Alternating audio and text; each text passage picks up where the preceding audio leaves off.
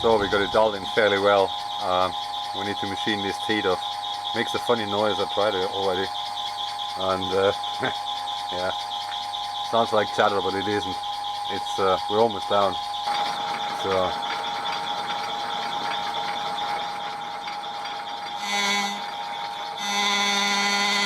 sounds funny, but it's only the teeth, no chatter. Take it slowly, because otherwise it may kill my insert.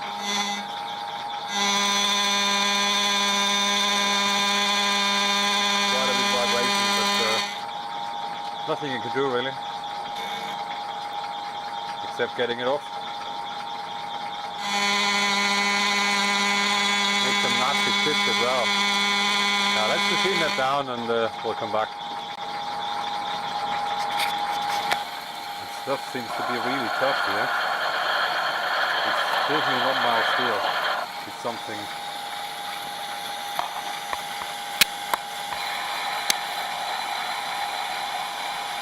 tougher. Look at the chips, they are. It's some good steel. It's rusting, so it's not stainless, but it's some pretty hard stuff. It was a coupling before, so.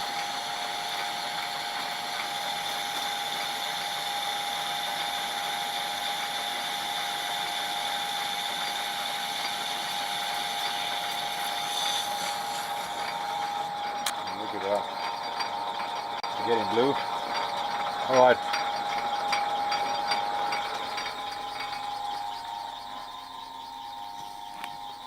So we're going to rough that down for the bearing, 85mm to fit that outer bearing, and yeah, I don't know what material it is. It's machine's very good actually. It's just a bit tough. Anyway, let's carry on now. That's about 1.5mm depth of cut. You can see it's sparks are flying.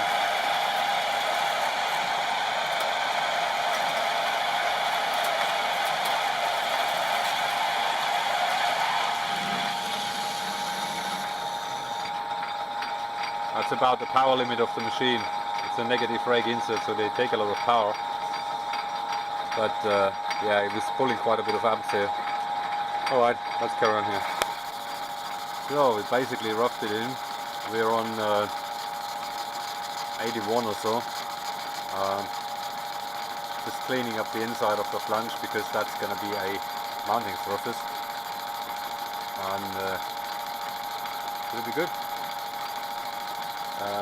This diameter doesn't really matter.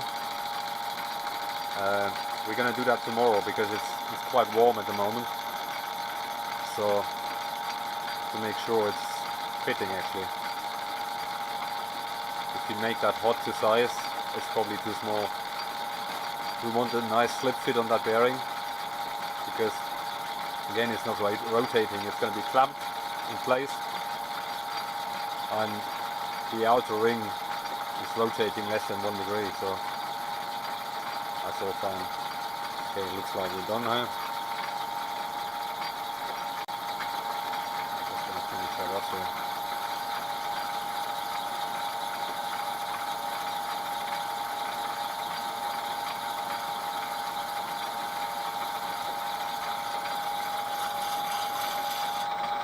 There you go.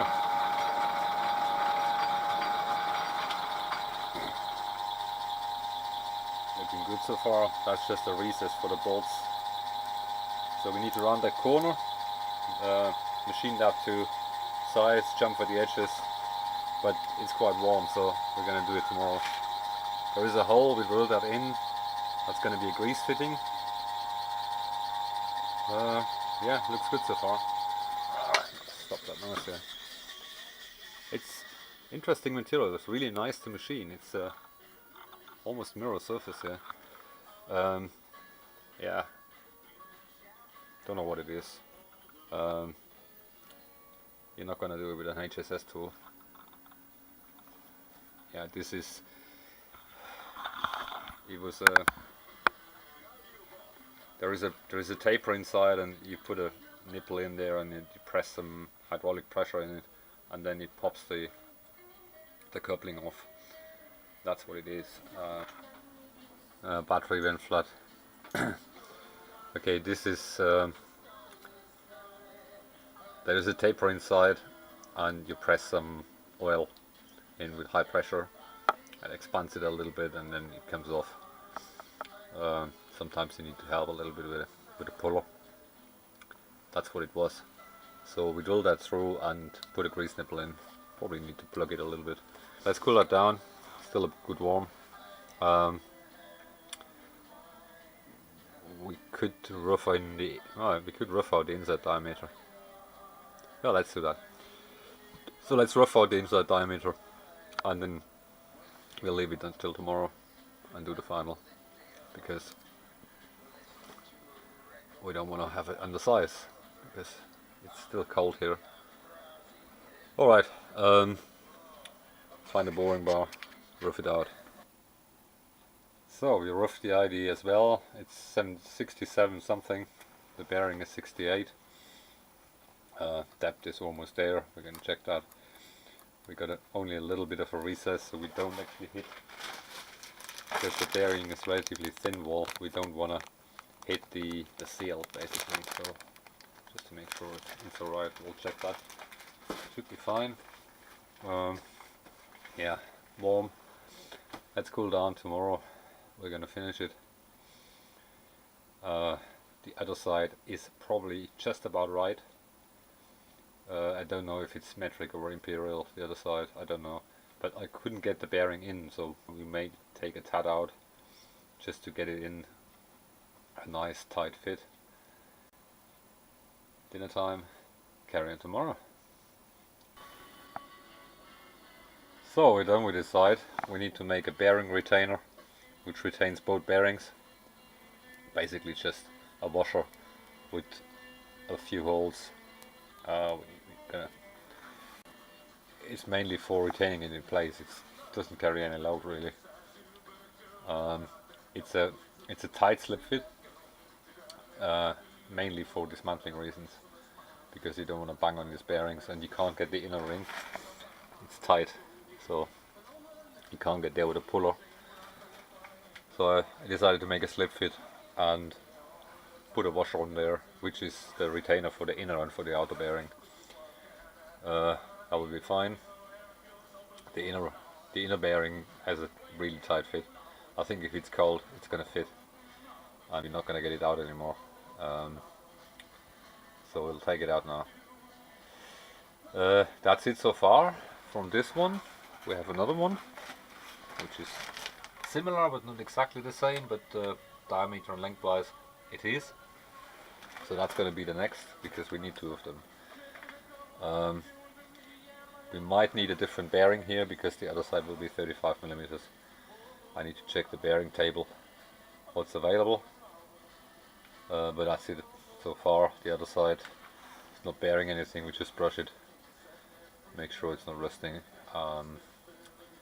And we may or may not mill some flats. I need to figure out how we're going to mount it exactly, because it needs to be slightly adjustable. We'll see. Anyway, happy with that, and carry on with the next one. So we're about to make the jackshaft, and I think it's 50.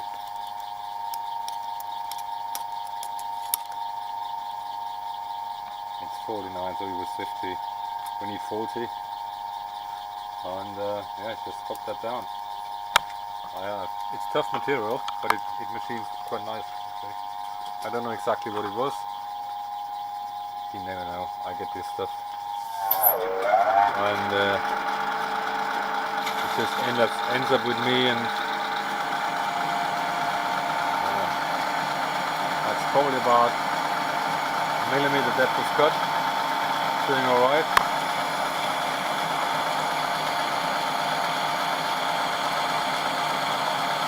Probably do a bit faster, but I can hear it's yeah, it's going blue. So let's hook that down to 40, and we'll come back. So we're hogging the other side down.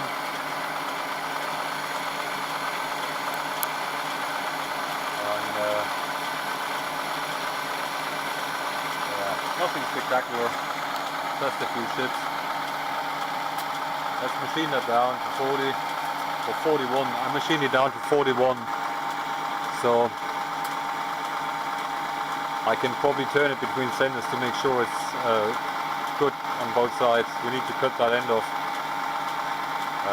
We'll do that after we hooked it down to about 41. So we roughed it in, 41 and a bit.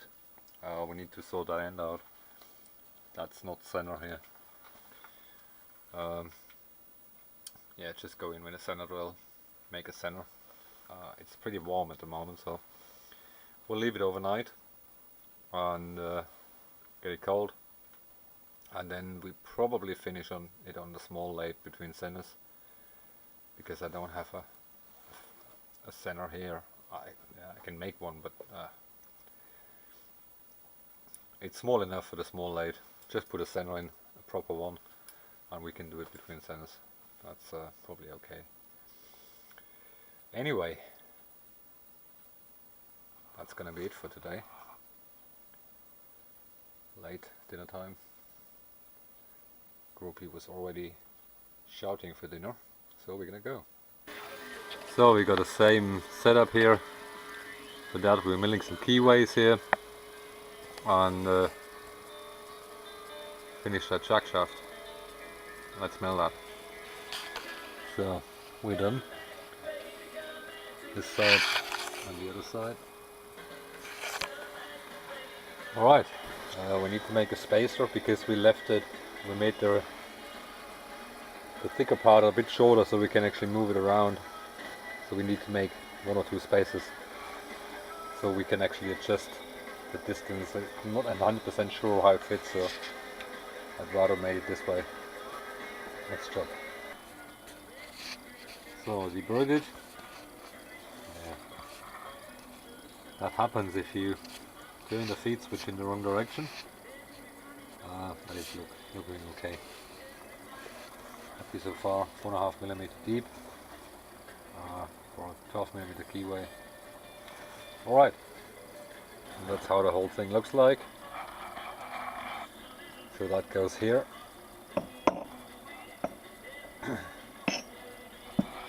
And something else goes on the other side.